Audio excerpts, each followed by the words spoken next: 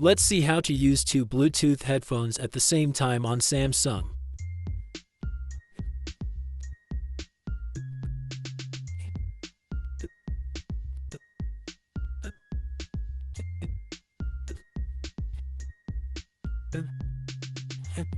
Do that.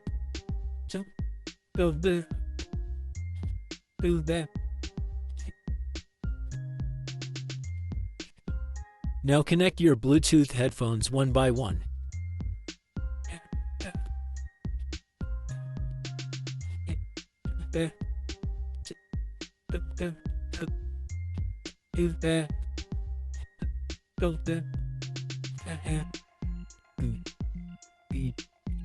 Now you have two Bluetooth headphones connected to your device.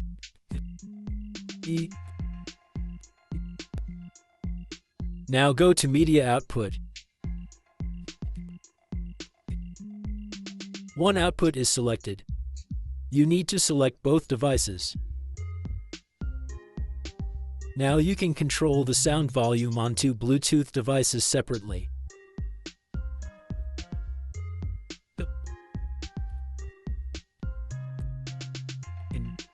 Now you can enjoy music with two Bluetooth headphones.